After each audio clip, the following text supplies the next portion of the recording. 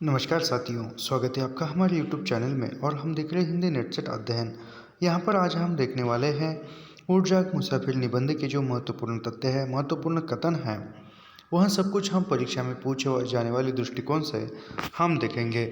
उड़जाक मुसाफिर यह निबंध विवेकी रॉय द्वारा लिखित है, विवेकी राय, और यह 2012 में प्रकाशित होता है। उड़जाक मुसाफिर यह निबंध संग्रह भी है। इस निबंध संग्रह में कुल 10 निबंध है और उस 10 निबंधों में सबसे प्रथम है मेरी दिनचर्या कुछ आयाम, द्वितीय है नमो वृक्षभ है, उड़जाक मुसाफिर, केना, ग्रीष्म बहार, ततः किम। उसके बाद है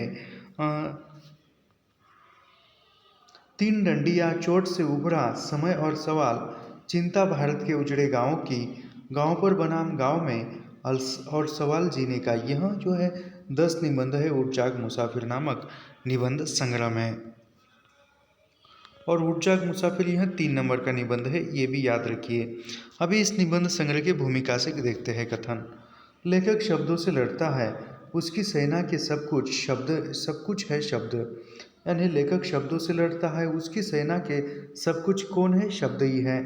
इस प्रकार शब्द सेना के बल पर उड़जाक मुसाफिर कृति तैयार की गई है। यानी किसके बल पर? शब्द सेना के बल पर जो है उड़जाक मुसाफिर यह कृति तैयार की गई है, जिसके पीछे एक संक्षिप्त संदर्भ है।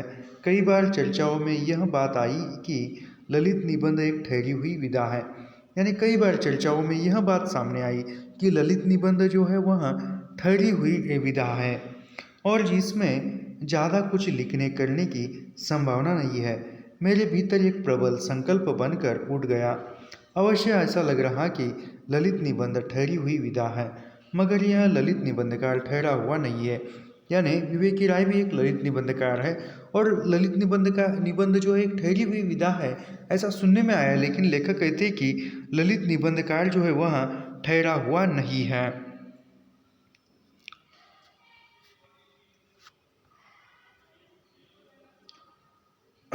ललित निबंध एक ठहरी हुई विधा है और इसमें ज़्यादा कुछ लिखने करने की संभावना नहीं है। मेरे भीतर एक प्रबल संकल्प बनकर उठ गया। अवश्य ऐसा लग रहा कि ललित निबंध ठहरी हुई विधा है, मगर यह ललित निबंधकार ठहरा हुआ नहीं है। अगले 1 वर्ष के अंदर मैं इस ललित निबंध को लिखूंगा। यानी 1 वर्ष लगातार मैं ललित निबंध लिखते रहूंगा। जो संकल्प तो भीतर प्रतिष्ठित हो गया, परंतु इस पकी हुई आयु में तरह तरह के रोग और गृहस्थ प्रपंच आदि के भीषण दबाव के होते लगा कि काम बहुत कठिन है। यानी लेखक ने कि साल भर या वर्ष भर जो ललित निबंध लिखूंगा ऐसा ठान तो लिया, लेकिन प्रत्यक्ष जीवन में लिखना संकल्प तो भीतर प्रतिष्ठित हो गया। यानी संकल्प जो है मन में ले लिया, परंतु जो पकी हुई उम्र यानी इस उम्र के पड़ाव में या ज़्यादा उम्र होने के कारण अनेक प्रकार के रोग होते हैं और वो भी ग्रह गृहस्थी के प्रपंच आदि जो भी ग्रह गृहस्थी का कार्य है वह संभालते हुए भले वक्त पर याद आए ये पंडित विद्यानिवास मिश्र। यानी भले समय पर कौन याद आया? तो पंडित विद्यानिवास मिश्र। एक बार उन्होंने कहा था, यानी विवेकी राय को एक बार विद्यानिवास मिश्र ने क्या कहा था? पराजय कभी मत स्वीकार कीजिए, हिम्मत करके आगे बढ़ो। रख दी गई सी कलम चल गई और फिर पूरी ऊर्जा के साथ चल पड़ी। यानी विवेकी राय को विद्यानिवास मिश्र जी ने कहा था कि पराजय यानी हार कभी मत स्वीकार कीजिए, हिम्मत करके आगे बढ़ो, ऐसा कहा। और फिर लेखक ने कलम उठाई और लिखने के लिए आगे बढ़ गए। ये नई रचनाएं साहित्य अमृत सहित हिंदी की प्रतिष्ठित पत्रिका द्वारा सादर प्रकाशित की गई है, प्रशंसित और पुरस्कृत हुई है। अभी इस निबंध की विषय वस्तु देखते हैं। प्रस्तुत निबंध में गांव की दशा दिशा, गांव की प्राकृतिक सुषमा और टूटते हुए गांवों और घरों की चुभन मौजूद है। निबंध में लेखक सामाजिक और सांस्कृतिक मूल्यों के विघटन से चिंतित है। यह एक ललित निबंध है, यानी उड़जाक मुसाफिर एक ललित निबंध है, याद रखिए। निबंध में 1995 यानी निबंध में 95 वर्ष के बीमार अध्यापक जगदीश बाबू का जीवन। यानी निबंध में कौन बीमार है? जगदीश बाबू। उसकी उम्र कितनी है? 95 वर्ष। जीवन और उनकी यादों का उल्लेख निबंधकार करता है। निबंध में जीवन और मातृभूमि पर प्रकाश डाला गया है। निराला, कबीर तथा रविंद्रनाथ टैगोर और उनकी कविताओं का उल्लेख भी इस निबंध में मिलता है। किसके? रविंद्रनाथ टैगोर के। और कबीर, निराला का भी जिक्र आया हुआ है और इनकी भी, कबीर की भी पंक्तियाँ मिलती है। हम इस निबंध के जो मुख्यतः ये है बिंदु हैं वह हम देखेंगे, यानी कथन परीक्षा में पूछे जाने वाले दृष्टिकोण से। प्रश्न सुनकर मास्टर साहब अर्थात जगदीश बाबू का चिर परिचित मुक्त हास मुखर गया और आधा उत्तर तो प्रश्नकर्ताओं को जैसे इसी में मिल गया कि यह भी कोई प्रश्न है।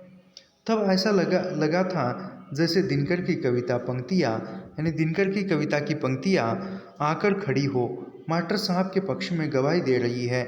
जवानी की आंखों में ज्वाला होती है, बुढ़ापे की आंखों में प्रकाश होता है। ये दिनकर की कविता की पंक्तियाँ हैं। कौन सी? जवानी की आंखों में ज्वाला होती है, बुढ़ापे की आंखों में प्रकाश होता है, और यही कारण है कि जवानी संचयन होती है, बुढ़ापा दान होता है। जवानी सुंदर होती है, बुढ़ापा महान होता है। काफ़ी इम्पोर्टेंट पंक्तियाँ हैं। ये सब कुछ हमने लाइन टू लाइन, पंक्ति दर पंक्ति पढ़ा हुआ है, तो अब हम ज़्यादा विश्लेषण नहीं करेंगे। नहीं, अभी पुराण भ्रमर उसे छाड़ कहीं जाने वाला नहीं, मात्र निचेष्ट उड़ान पड़े सोए है, चौकी पर बिस्तर नहीं, अधोवस्त्र के रूप में मात्र खादी का अंडरवियर है और खादी का ही एक पुराना गमछा ओढ़े जैसे है। वस्त्र दोनों साफ सुथरे नहीं। फिर एक धक्का लगा। खादी के चमचमाचम धवल धुले वस्त्रों के लिए वे एक प्रतिमान समझे जाते हैं। बुढ़ापे के साथ, ये भी इम्पोर्टेंट, बूढ़ों के साथ लोग कहाँ तक वफा करें, लेकिन न आती मौत तो बूढ़े भी क्या करें। यानी बुढ़ापे के साथ लोग कहाँ तक वफादारी करें, कहाँ तक वफा करें, और मौत भी नहीं आती तो उसमें बूढ़ों का भी क्या दोष है। लेकिन स्थिति ऐसी नहीं थी। वहाँ न तो सेवा करने वालों का अभाव था और न ही मौत का इंतजार था, मात्र वे बीमार थे। यानी न ही सेवा करने वालों का ये अभाव न था, यानी सेवा करने वाले भी थे, और न ही बीमार पड़ने वाला आदमी भी बीमार था। वहाँ केवल एक बीमार ही था। कभी बीमार न पड़ने वाला आदमी बीमार था। यही कारण था कि आश्रम एक सुनसान पावन जैसा वह आवास उदास था। यानी कभी बीमार न पड़ने वाला आदमी बीमार हो गया था। जो संपूर्ण जो आश्रम जो था वह आश्रम उदास दिखने लगा था। कितना क्रूर, कठोर और दुर्मम है समय के हाथों इस प्रकार झटक दिया जाना। ये काफ़ी इम्पोर्टेंट है।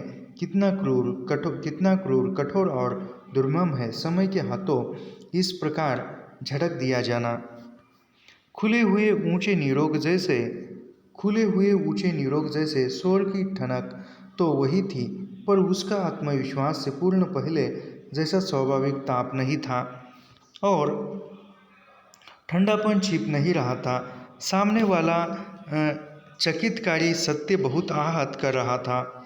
1 साल के भीतर ही यह क्या हुआ? क्या सचमुच बुढ़ापा अचानक थमक कर चकित कर देता है? क्या सचमुच बुढ़ापा अचानक आकर चकित कर देता है कि अरे यह क्या हुआ? राष्ट्रीय स्तर के एक विद्या मंदिर के इस तेजस्वी शिक्षक, यानी जगदीश बाबू कौन है? तो एक शिक्षक है। किसके? राष्ट्रीय स्तर के एक विद्या मंदिर के। गांधीवादी चिंतन और जीवन शैली में आजीवन रस से बसे, सदाबहार स्वास्थ्य के लिए प्रसिद्ध ग्राम मनीषी तथा सुरुचिपूर्ण सुवेश में सदा साहस मिलने वाले और इस समाज सेवी को ऐसे बेहाल कैसे देख रहा हूँ। लेकिन बेहाल कैसे? संभवतः यह नियति और जिजीविषा का संघर्ष है। यानी बेहाल कैसे? ये तो जीवन का और नियति का संघर्ष है।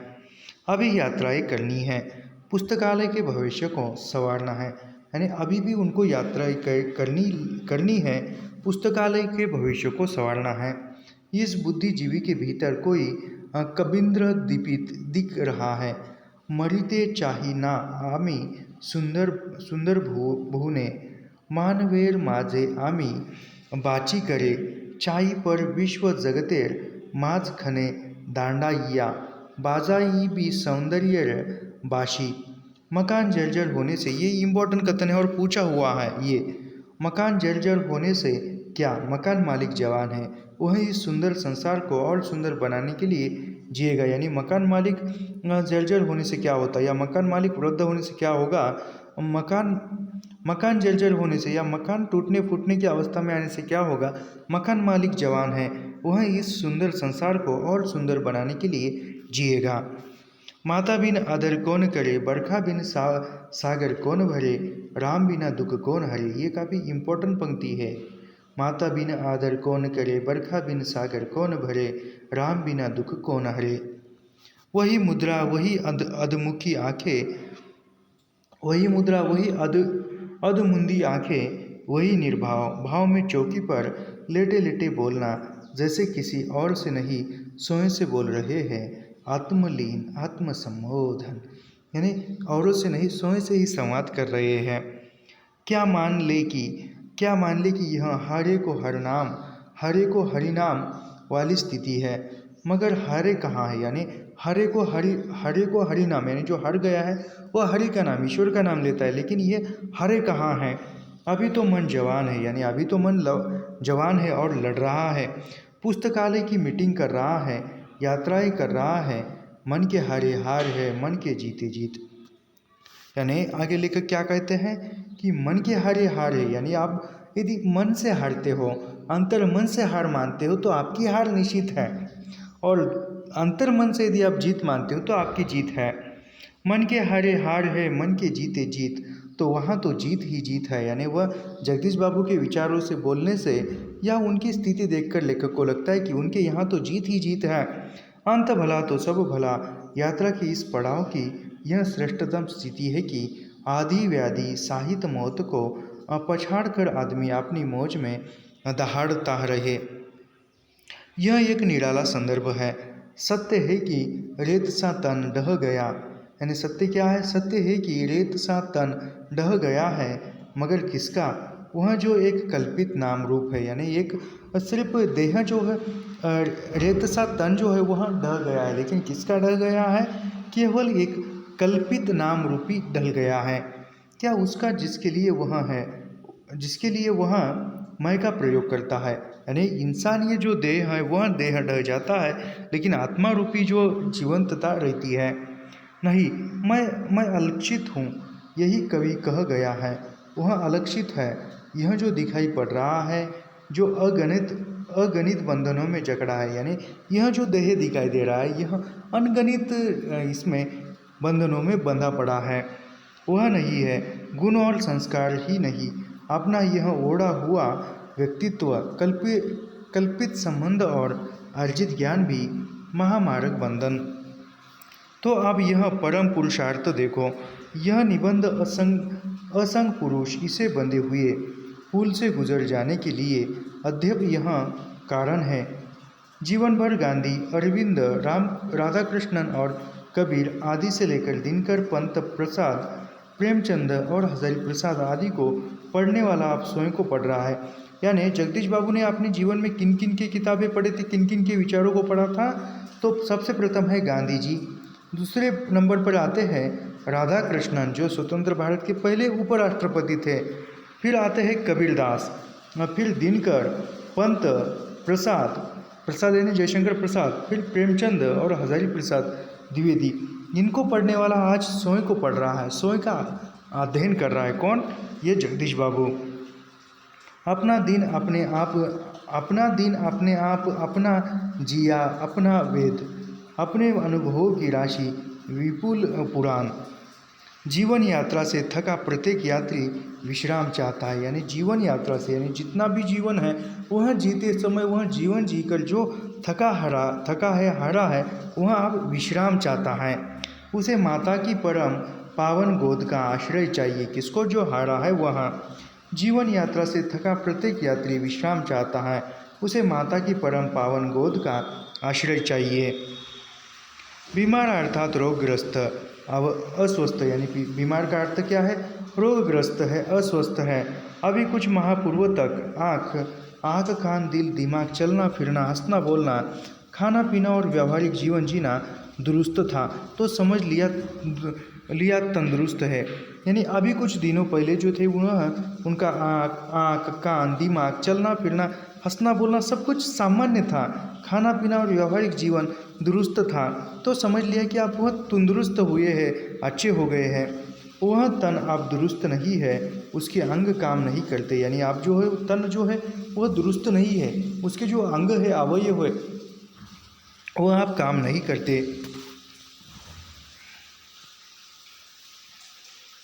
कोई भी व्यक्ति तन नहीं है, यानी कोई भी व्यक्ति तन नहीं है, ये काफ़ी इम्पोर्टेंट कथन है। कोई भी व्यक्ति तन नहीं है, वह उसके भीतर उसका संचालक नियामक बनकर बैठा है। यानी कोई भी तन जो है वह व्यक्ति नहीं है, उसके अंदर जो बैठा हुआ है वह उसका मालिक है, उस तन का। उसी में स्थित होना, अपने सौ के स्थान होना, स्वस्थ होना है। जो स्वस्थ होगा वही शांत होगा, यानी जो स्वस्थ है वही शांत रहेगा। निर्मम मोहा होगा, निर्द्वंद्व निश्चेष्ट होगा, बेपहचान होगा और वही बोल सकेगा माता बिना आदर कौन करे। जीवन भर कबीर को पढ़ने वाला अब कबीर को जिएगा। यानी जीवन भर जिसने कबीर को पढ़ा अब वह स्वयं कबीर को जिएगा। जीवन की यही अवेरण्य स्थिति है। स्वतंत्रता संग्राम के दिनों में लोग एक गीत गाया करते थे। यानी स्वतंत्रता दिनों के, यानी जो स्वतंत्रता संग्राम चल रहा था उस दिनों में लोग एक गीत गाया करते थे। कौन सी? हम दीवानों की क्या हस्ती है, आज यहाँ कल वहाँ चले, मस्ती का आलम साथ चला, हम धूल उड़ाते जहाँ चले। और अब लगता है उसी गीत की अंतिम पंक्तियों को ये जी रहे हैं। यानी जो स्वतंत्रता संग्राम में ये गीत काफ़ी प्रचलित था, गाया जाता था। हम दीवानों की क्या हस्ती है, आज यहाँ कल वहाँ चले, मस्ती का आलम साथ चला, हम धूल उड़ाते जहाँ चले। ये गीत जो है अब और आप ऐसा लगता है कि यह जगदीश बाबू जो है अब इस गीत की अंतिम पंक्ति को जी रहे हैं। अंतिम पंक्ति क्या है? अब अपना और पराया क्या, आज़ाद रहे जीने वाले, हम सोए बंधे थे और सोए ही सारा बंधन तोड़ चले। ये अंतिम पंक्ति को अब वह बाबू जो है जी रहे हैं। अरे हम भारतवासी कितने सौभाग्यशाली हैं, हमारी संस्कृति कितनी समृद्ध है कि आदर प्यार और दुलार सहित जीवन दात्री हमारी माताओं की विस्तृत सूची है। यानी हम भारतवासी कितनी भाग्यशाली है, कितने सौभाग्यशाली है कि हमें भारतवासी, यानी हम भारतवासी कितने सौभाग्यशाली है। क्यों? हमारी संस्कृति कितनी समृद्ध है। यानी क्यों भाग्यशाली है हम? हमारी जो संस्कृति है वह कितनी समृद्ध है। आदर प्यार और दुलार सहित जीवनदात्री, यानी आदर प्यार दुलार सहित जो जीवनदात्री है, हमें जन्म देने वाली हमारी माताओं की जो विस्तृत सूची है उसमें कौन है? गंगा, गीता, गायत्री और धरती सहित अनेक देवी देवताओं की अधिक पवित्र संज्ञाएँ माता शब्द से जुड़ी है। यानी माता शब्द से कौन कौन सी संज्ञाएँ जुड़ी हुई है? गंगा, गीता, गायत्री, धरती, अनेक देवी देवताओं की अधिक पवित्र संज्ञाएँ माता शब्द से जुड़ी हुई है। जन्मदात्री भौतिक माता से कुछ अधिक ही भावात्मक संबंधों वाली माताओं के स्मरण में रोचक देखते हैं। यानी जो जन्मदात्री भौतिक माता से कुछ अधिक, यानी जो जिसकी कोख से हम जन्मे हुए हैं, जन्मदात्री भौतिक माता से कुछ अधिक ही भावात्मक संबंधों वाली माताओं के स्मरण में रोचक देखते हैं। भौतिक जीवन की माताएं कुमाता भी हो सकती है। यानी जो भौतिक जीवन की माता है वह कुमाता भी हो सकती है, अनैतिक। इस 20वीं-21वीं शताब्दी का आधुनिक दौर इस संदर्भ में बहुत कुख्यात हुआ। परंतु भावात्मक संबंध वाली माताओं का स्नेह कोश सुपुत्रों के लिए कभी रिक्त नहीं होता। उनका आदर अवदान और आशीर्वाद बहुत ही शक्तिशाली होता है।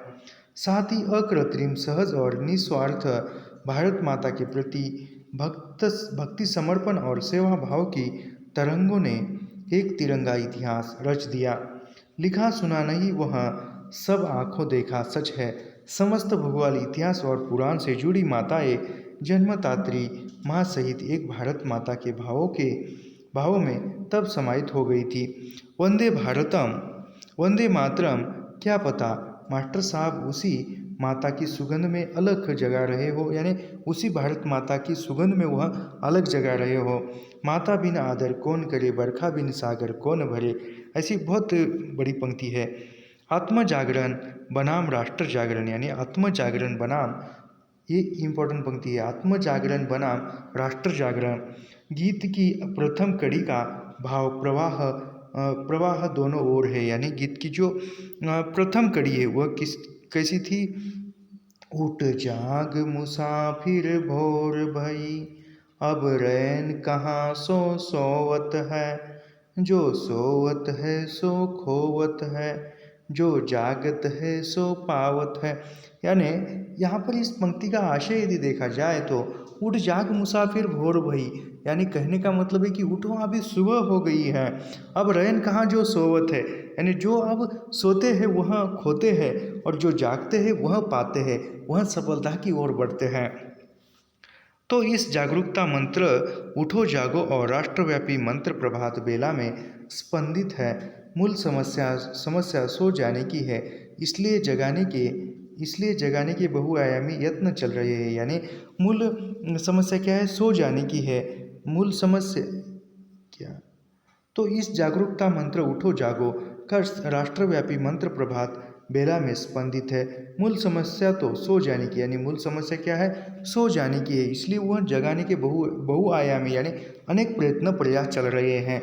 कोई भारत माता का भगत भी है और सिंह भी है, तो वह क्या करता है, जवानों को जगाने के लिए काउंसिल में बम फेंका और फिर फांसी पर चढ़ने जा रहे हैं। यानी जवानों को जगाने के लिए जो भगत सिंह, यहाँ पर जवानों को जगाने के लिए काउंसिल में बम फेंका, किसने फेंका, भगत सिंह, राजगुरु, सुखदेव, इन्होंने फेंका था। तो वह जवानों को जगाने के लिए काउंसिल में बम फेंका और फिर फांसी पर चढ़ने जा रहे हैं। यानी उसको देखकर अन्य लोग, जो अन्य जवान जो है लड़ने के लिए आगे बढ़े, इसलिए उन्होंने ये किया था, बम फेंका था काउंसिल में और फिर फांसी पर चढ़ने जा रहे हैं। तो भारत माता से विदा मांगता है। बहुत लोकप्रिय गीत था विदा कर दो मुझे माता, यानी बहुत लोकप्रिय कौन सा गीत था, विदा कर दो मुझे भारत माता। एक निराला कवि है जो इस बात पर तड़प रहा है कि सिंहों की मांद में आया है आज सियार, यानी ये निराला का भी जिक्र आया है, याद रखिए। एक निराला कवि है जो इस बात पर तड़प रहा है, सिंहों की मांद में आया है आज सियार, और फिर वही जागो जागो नगपति जागो विशाल।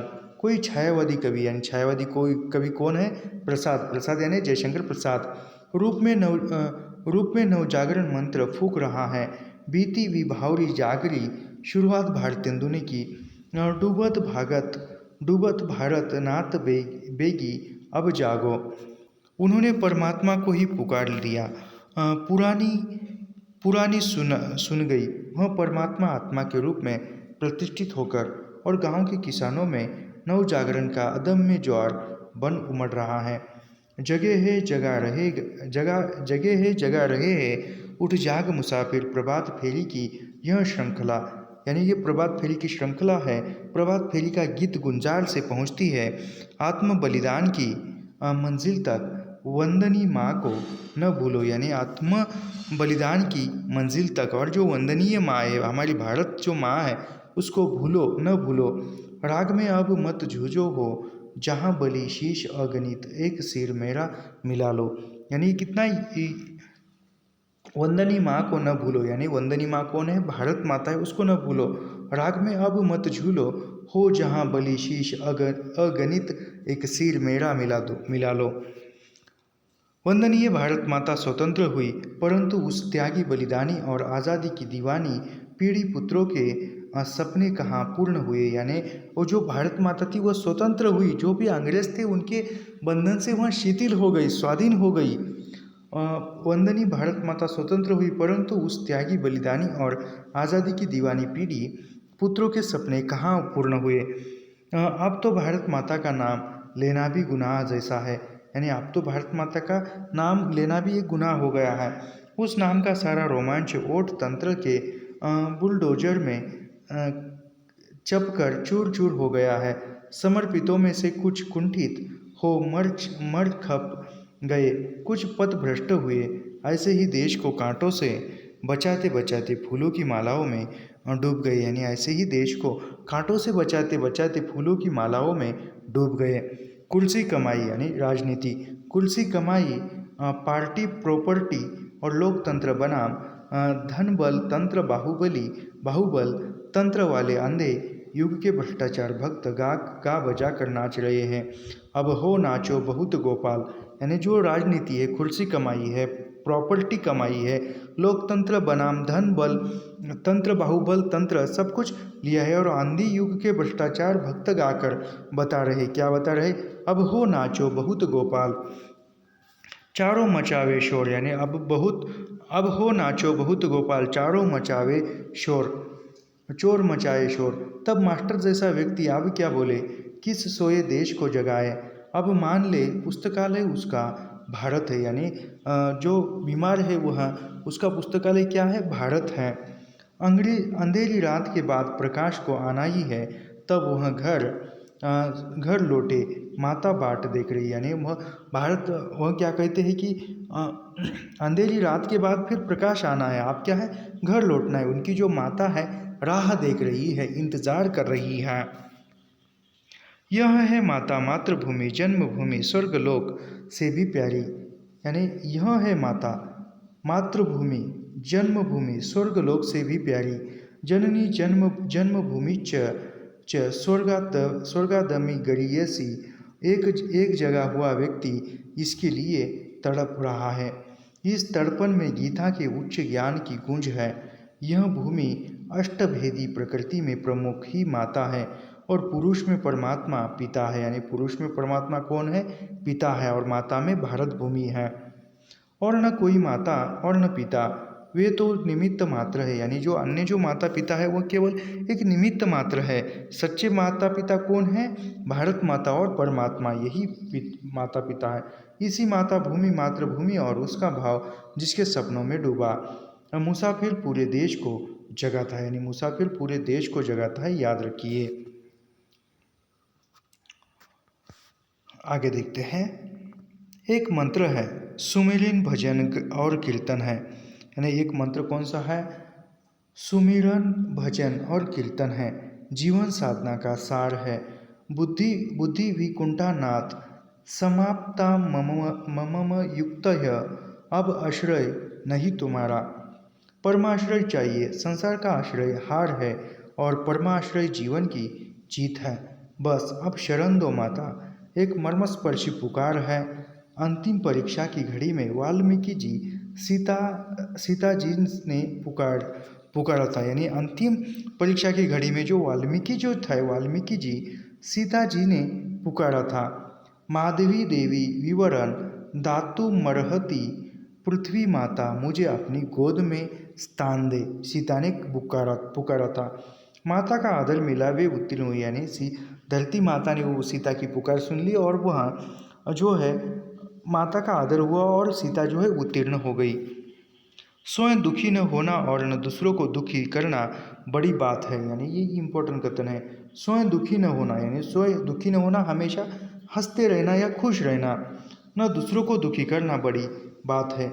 ऐसी विजेता की स्थिति अंत के दिनों में उसी भाग्यवान को प्राप्त होती है जो जीवन में कभी हार नहीं मानता। यानी स्वयं दुखी न होना, हमेशा सुख में रहना और दूसरों को दुखी न बनाना या दुख न पहुंचाना। ऐसी स्थिति किसको प्राप्त होती है? जो जीवन में कभी हार नहीं मानता। वह ऐसे लोग जो है जीवन भर हंसते खेलते रहते हैं, दूसरों को हमेशा सुख देते रहते हैं। स्वयं दुखी न होना और न दूसरों को दुखी करना बड़ी बात है। ऐसी विजेता की स्थिति अंत के दिनों में उसी भाग्यवान को प्राप्त होती है जो जीवन में कभी हार नहीं मानता और सर्वजन हिताय उद्देश्य निष्ठ आदर्श जीवन जीता है। यानी कहा जाए तो सर्वजन हिताय, यानी जनता के लिए, सभी के लिए, औरों के लिए जीता है। यह अंतकाल बीहड़ कसौटी है। बड़े बड़े ज्ञानी ध्यानी और जनसेवी यहाँ आकर टूट जाते हैं। शायद जीवन में बाहर कुछ और रहा और भीतर कुछ और है। यानी जीवन में बाहर कुछ और है और अंतर्मन में कुछ और है। जब बाहर का संसार बेहाल हुआ तब वह सब जो रहा भीतर बकवासी प्रपंच सूप में उछल आया, यानी बाहर का जो भी बाहर का संसार है, वह जब बाहर का संसार बेहाल हुआ, टूट गया, तब जो कुछ भी रहा वह भीतर रहा, अंतर्मन में रहा, हृदय में रहा। विचारों का बुरहान, कूड़ा करकट, सुसमय, यानी हृदय में क्या रहा? विचारों का बुरहान, यानी विचारों से भरी हुई, विचारों से घिरा हुआ कूड़ा कूड़ा करकट, और कुसमय, यानी विचार अंतर्मन में विचारों में रहा। कि साफ सुथरी, सात्विक और सुहासित अभिव्यक्ति या व्यक्ति के जीवन व्यापी उच्च सोच और उत्कृष्ट चिंताभास की फलश्रुति होती है। ये याद रखिए, काफ़ी इम्पोर्टेंट है। जो साफ सुथरी, सात्विक और सुहासित अभिव्यक्तियाँ, यानी जो साफ सुथरी है, सात्विक है, सात्विक का मतलब किसी का दुख हरने वाली, सुहासित अभिव्यक्तियाँ व्यक्ति के जीवन व्यापी ऊंचे सोच और उत्कृष्ट चिंताभ्यास की फलश्रुति होती है। ऐसे जीवन संभल वाला व्यक्ति राग रहित होता हो तो मुक्त हास बिखेर सकता है। जिसको दुनिया डूबते सूरज की सांझ कहती है, वह उसका प्रभात होता है। यानी याद रखिए, ये कितना जीवन में भी कितना प्रेरणादायी कथन है यह। साफ सुथरी, सात्विक और सुभाषित अभिव्यक्तियाँ व्यक्ति के जीवन व्यापी ऊंचे सोच और उत्कृष्ट चिंताभ्यास की फलश्रुति होती है। ऐसे जीवन, यानी जो उपयुक्त जो जीवन जीने वाला, ऐसे जीवन संभल वाला व्यक्ति राग रहित हो तो मुक्त हास बिखेर सकता है। जिसको दुनिया डूबते सूरज की, यानी जिसको कहते हैं कि दुनिया अब सूरज डूब रहा है, डूबते सूरज की सांझ कहता है, रात होने वाली है, वह उसी के लिए प्रभात होता है। उस प्रभात शिखर से वह आवाज़ देता है, उठ जाग मुसाफिर, और फिर मुक्त हस्त राम नाम का लड्डू बाट मात्र स्तवन में खो जाता है, माता बिन आदर कौन करे। तो यहाँ पर जो है हमने उठ जाग मुसाफिर निबंध की जो महत्वपूर्ण बातें थी वह हमने देखी है। ज़्यादा विश्लेषण मैंने नहीं किया, क्योंकि जब समय था तब हमने लाइन बाय लाइन पूरे निबंध, पूरी रचनाएं देखी हुई है, और उसकी प्लेलिस्ट निःशुल्क इसी चैनल पर उपलब्ध है। तो ऐसे ही अध्ययन करने के लिए हमारे चैनल को सब्सक्राइब कीजिए, लाइक कीजिए और शेयर करना मत भूलिए। तो यहाँ पर हम रुकते हैं, और अंतिमतः हमारा यह निबंध बचा हुआ है। यह निबंध कौन सा है? तो यह निबंध है, देखो, संस्कृति और सौंदर्य, जो 1982 नाम और सिंह का है। यह हम बाद में देखेंगे।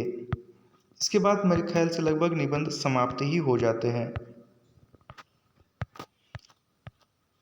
हाँ, समाप्ति हो जाती है, यह देखेंगे, और फिर हम नाटक पढ़ना, नाटक के ही ऐसे मेन तत्व बातें, पात्र वो देखना प्रारंभ करेंगे। तो यहाँ पर हम रुकते हैं। धन्यवाद।